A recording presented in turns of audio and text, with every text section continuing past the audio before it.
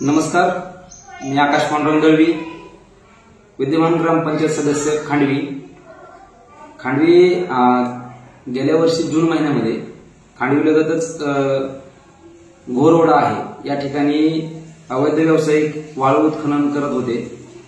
त्याला उत्खनन करण्यास मी विरोध केल्याने त्या काळी 19 जून रोजी माझ्यावरती रात्री हल्ला झाला। तसेच त्या दिवशी घटनेनंतर 2 गुन्हे बार्शी तालुका पोलीस स्टेशन या ठिकाणी नोंद झाले।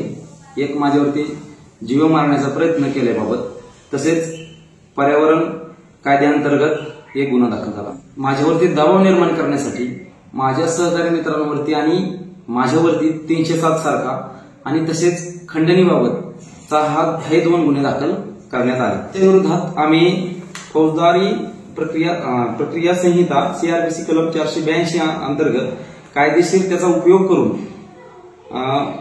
उच्च न्यायालयामध्ये कायदेतज्ञ ऍडव्होकेट रेबिका गोन्साल्विस यांच्या मार्फत प्रशांत येडके तसेच ऍडव्होकेट सुहास कांबळे यांच्या सहकार्याने तसेच मनी देशपांडे यांच्या सहकार्याने आम्ही उच्च न्यायालयामध्ये त्या ठिकाणी केस फाईल केली। कोर्टाने काही प्रश्न विचारल्यानंतर त्यांनी तपास सुरू केला। तपासामध्ये कोणत्याही प्रकारे मी खंडणी मागितली गेलेली नाही असे निष्पन्न झाले आणि तो गुन्हा माझ्यावरती हेतू परस्पर दृष्ट हेतूने केला गेला होता हे सिद्ध झाले। बार्शी येथील प्रथम वर्ग न्यायदंडाधिकारी न्यायालयासमोर त्यांनी बेसमरी फाईल रिपोर्ट त्या ठिकाणी दाखल केला आहे। मी जन आंदोलनाचा राष्ट्रीय समन्वय आणि एक मानवी हक्क कार्यकर्ता आहे। मानवी हक्क कायद्याचं उल्लंघन हे जास्त बार्शी तालुक्यात पोलिसांच्या मार्फतच होतंय आणि सुप्रीम कोर्टाने म्हणलेलं की जास्त उल्लंघन हे पोलिसांकडून होतंय, त्याला साजेसं असं कार्य पोलीस स्टेशन मधील बार्शी तालुक्यातील सर्व पोलीस करतात। आता जो आकाश दळवीवर गुन्हा दाखल झालेला आहे, जो 307 सारखा गुन्हा दाखल आहे, त्याच्यामध्ये 4 ते 5 जण आहेत।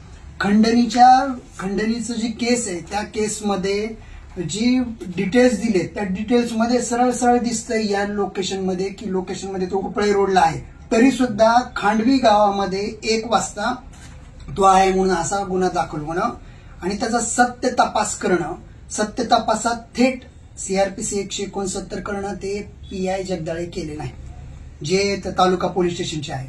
आता त्यांना मी बोललो तर ते म्हणले की आता हे बी फायनल झालं तर ते म्हणतात की त्याच्यात हिंमत लागते, दम लागतो, हे कॉन्स्टिट्यूशन मध्ये आणि सुप्रीम कोर्टाने दिलेल्या व्याख्येमध्ये बसत नाही।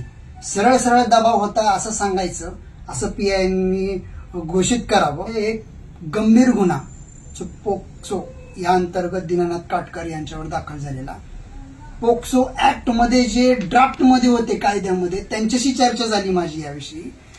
जवळजवळ 9 महिने होऊन गेले त्याच्यात तपास न होणं आणि त्यामध्ये दीनानाथ काटकर हे त्यांच्या ऑफिसमध्ये त्यांच्या काही सहकाऱ्यांच्या सहित तिथं आहेत, CCTV फुटेजमध्ये आहेत। CCTV फुटेज घेऊन त्याच्यामध्ये तपास न होणं आणि सुप्रीम कोर्टाने सत्य तपासा असा शब्द वापरलेला आहे, त्याच्यामध्ये गाईडलाईन दिलेल्या, मग सुप्रीम कोर्टाच्या ऑर्डरनुसार थेट DYSP जारिंदर नालकुल यांनी सुप्रीम कोर्टाच्या निर्णयाचं उल्लंघन केलं का, त्यांच्यावर कंटेम ऑफ कोर्ट का दाखल होऊ नये हा प्रश्न इथं उपस्थित होतो आणि सामान्य नागरिकांनी तिथं उपस्थित केला पाहिजे।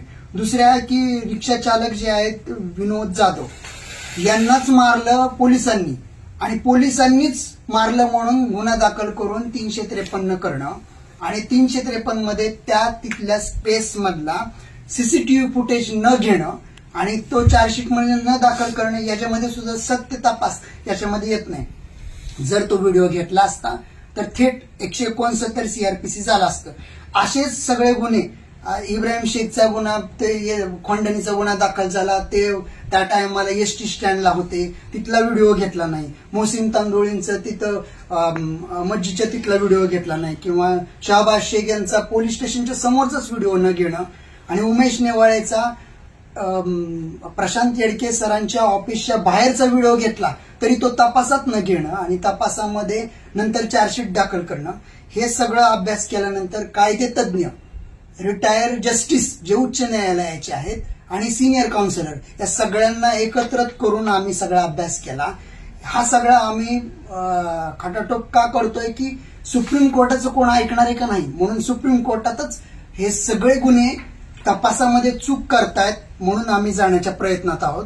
आणि हे का दाखल करतात प्रत्येकावर 1, 2, 3 गुन्हे दाखल करणं, त्याच्यामध्ये चार्जशीट दाखल करणं आणि तारखावर तारखा ठेवणं आणि त्या अंतर्गत प्रत्येक व्यक्तीवर 56चा प्रस्ताव करणं जो तडीपारीचा आहे. आणि तडीपार करून इथं राजकीय वरदहस्त असलेल्या लोकांनी, सत्ताधारी असलेल्या लोकांनी कसेही कार्य करणं, भ्रष्टाचार करणं आणि हे जास्त प्रमाणात पारदर्शकतेसाठी कार्य करणारे माहिती अधिकार कार्यकर्ते आणि सामाजिक कार्यकर्त्यांवर असं होतंय असं दिसून येतं.